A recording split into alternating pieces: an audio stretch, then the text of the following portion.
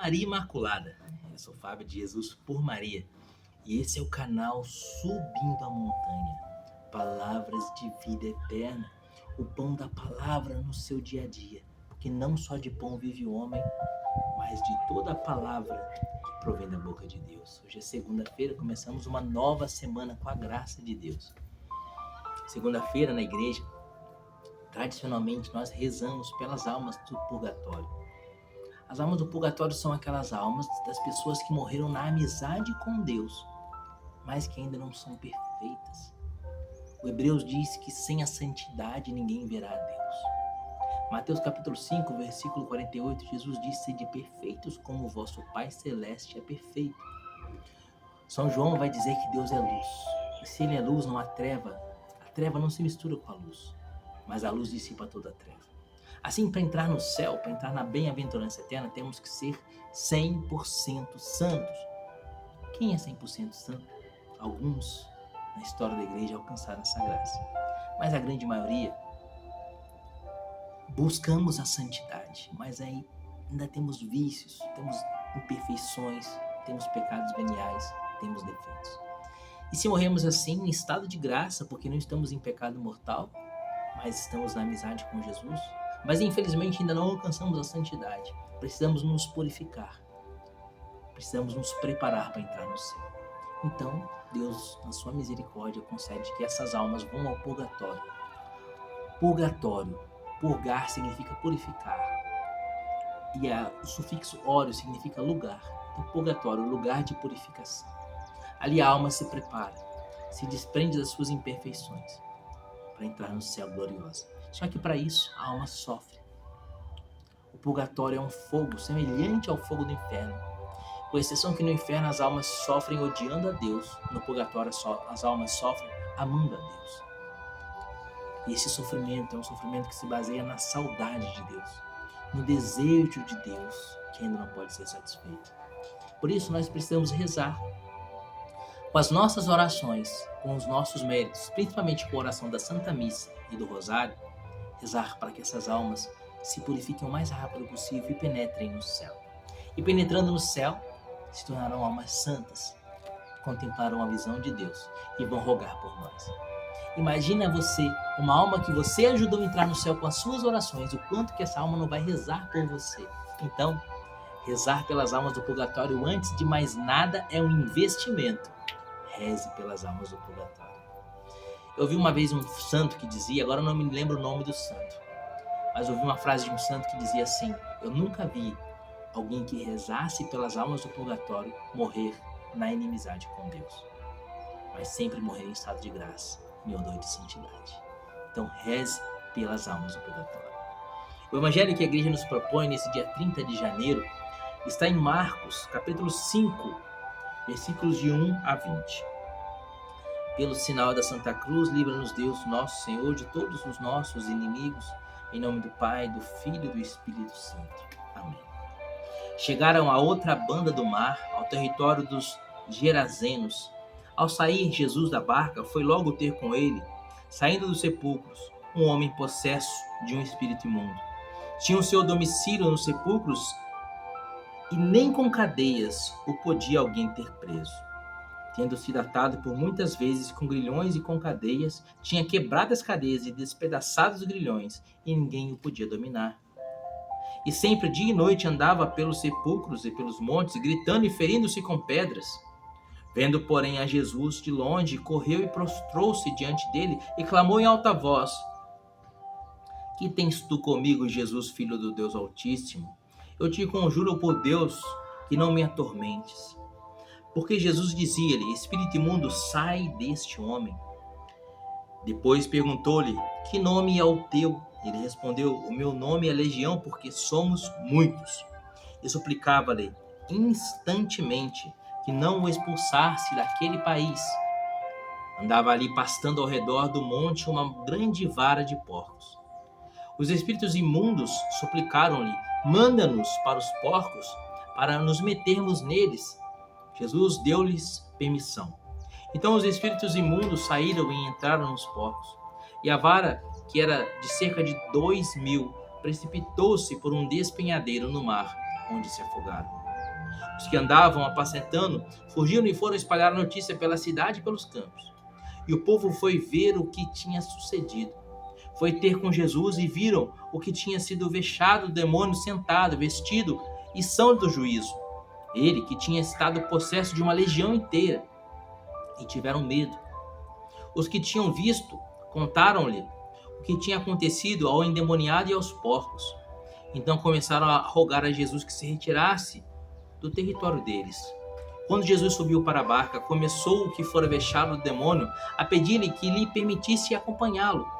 Mas Jesus não o permitiu. Antes disse-lhe: vai para a tua casa, para os teus, e anuncia-lhes quão grandes coisas o Senhor fez por ti, e como teve piedade de ti. Ele retirou-se e começou a publicar pela Decápole quão grandes coisas lhe tinha feito Jesus, e todos se admiravam. Palavra da salvação, glória a vós, Senhor. Queridos, esse evangelho de hoje é um evangelho surpreendente, porque parece que Jesus, primeira coisa que nos surpreende é que parece que Jesus faz um diálogo com os demônios, né? Os demônios pedem a Jesus e a impressão que dá é que Jesus atende aos demônios. Os demônios falam: não nos mande embora, manda a gente para esses porcos. E Jesus fala: não, pode ir para os porcos. E eles vão para os porcos e se precipitam no mar. Então a primeira coisa que me causa estranheza, por que Jesus atendeu ao pedido dos demônios? E a segunda coisa que nos causa estranheza é que as pessoas, ao ver aquele homem liberto, olha, o homem sofreu uma possessão demoníaca terrível. Ele vivia nos sepulcros. Ou seja, o demônio está mostrando que o salário do pecado é a morte. Ele vivia nos sepulcros, no cemitério. O salário do pecado é a morte. Aquilo que vai dizer Romanos 6, versículo 23. São Paulo vai dizer: o salário do pecado é a morte. O reino do demônio é o reino da morte e do pecado. E ele vivia possesso no meio dos sepulcros. Ele se cortava e se feria. Ou seja, o pecado nos destrói, o pecado nos mata. E se as pessoas o acorrentavam, ele quebrava as correntes. Aquele que é tendente ao pecado, aquele que tem a tendência para o mal, nada o impede de fazer o mal, mas ele busca o mal com todas as forças, com forças sobre-humanas. É uma coisa terrível isso. Coisa terrível. Isso você vê muito facilmente. Chama a pessoa para ir à missa, a pessoa arruma 1000 desculpas para não ir à igreja. Chama a pessoa para ir numa balada, num bar, num prostíbulo, a pessoa se anima e mesmo que tenha trabalhado o dia inteiro, vai.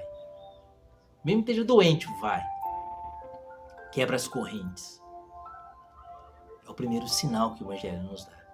Após isso, Jesus se encontra com aquele homem possesso. E os demônios dizem que eles eram uma legião de demônios. O inferno inteiro estava naquele homem. Então Jesus, atendendo aparentemente o pedido dos demônios que dizem: deixa a gente ir para essa manada de porcos, Jesus atende a esse aparente pedido dos demônios. Por quê? Queridos, não acontece que no exorcismo o demônio só fala aquilo que Deus permite que ele fale. E mais, o demônio obedece aquilo que manda o exorcista. O exorcista exorta que o demônio fale o nome dele e o demônio fala. O exorcista questiona o demônio pelos motivos daquela possessão e etc. As coisas que ocasionaram aquela possessão, e o demônio, por obediência, fala. Muitos exorcismos, o exorcista determina ao demônio que fale as coisas que impedem a progressão do seu reino. E o demônio, por obediência, ele é obrigado, pela autoridade de Deus que está no sacerdote exorcista, ele é obrigado a falar. E é isso que a gente vê nesse exorcismo. E é nesse exorcismo que se baseia o ritual de exorcismo da Igreja Católica. Porque é isso que Jesus faz. Jesus faz aqui exatamente aquilo que está no ritual do exorcismo. A primeira coisa que o exorcista fala é fazer com que o demônio revele o seu nome. Porque assim ele perde o seu poder e é humilhado. E Jesus pergunta: quem é você? Eles dizem: somos uma legião, porque somos muitos. O segundo ponto: eles falam aquilo que Jesus determina que eles falem. Quando eles dizem: deixa a gente ir para essa manada de porcos, é Jesus que quis assim. Por quê? O judeu entendia muito bem símbolos, significados. Não era à toa que Jesus falava em parábolas. Os porcos eram um animal que o judeu não comia. O judeu não tocava em porcos. E naquele lugar se criava porcos porque era Decápole, era uma terra de pagãos, de gentios. Por isso eles criavam esses animais. Para os judeus era impensável cuidar de porcos. Eles tinham nojo de porco. Tanto que o filho pródigo, quando sai da casa do pai e vai gastar o seu dinheiro com as prostitutas e tudo mais, e se envereda numa vida de pecado, se perde numa vida de pecado, ele acaba vivendo cuidando de porcos e querendo comer a lavagem dos porcos. Jesus quer dizer com isso a profundeza do buraco que aquele menino se enfiou de pecado.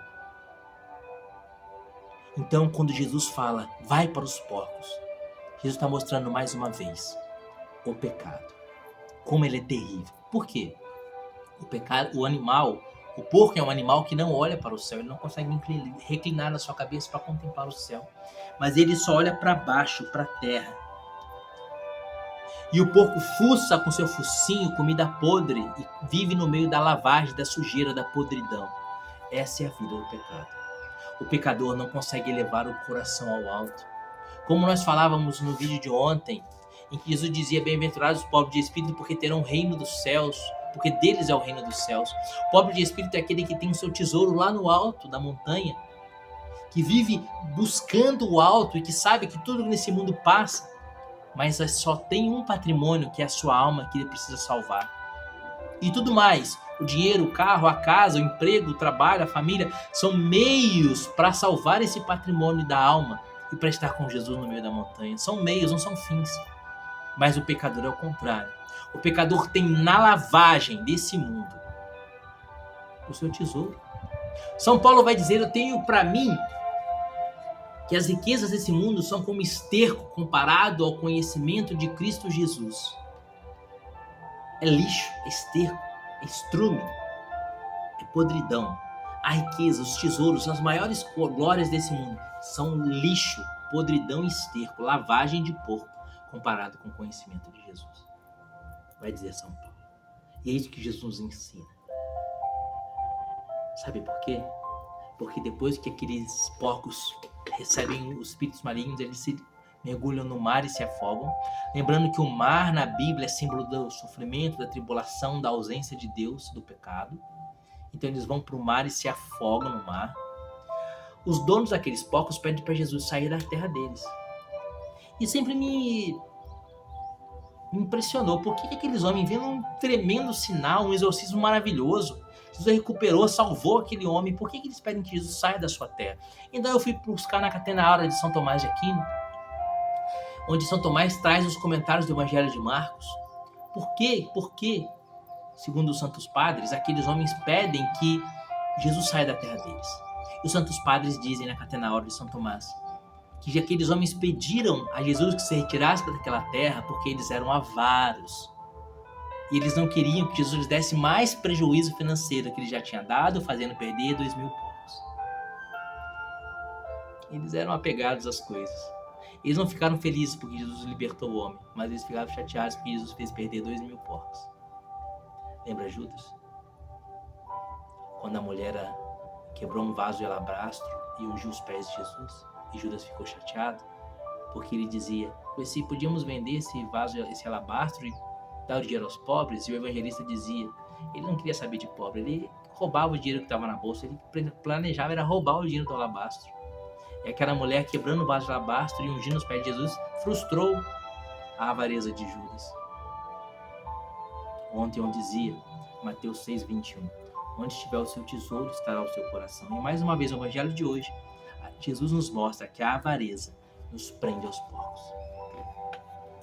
O apego às coisas que passam, às coisas desse mundo, nos prende aos porcos. E os porcos se prendem aos demônios e nos arrastam para o mar. Cuidado, se você não está se prendendo com os porcos, porque os porcos vão ser cheios dos demônios e vão se precipitar no mar. É simples. A leitura desse evangelho é simples. Se nós formos apegados às coisas que passam, nós vamos para o inferno com as coisas que passam.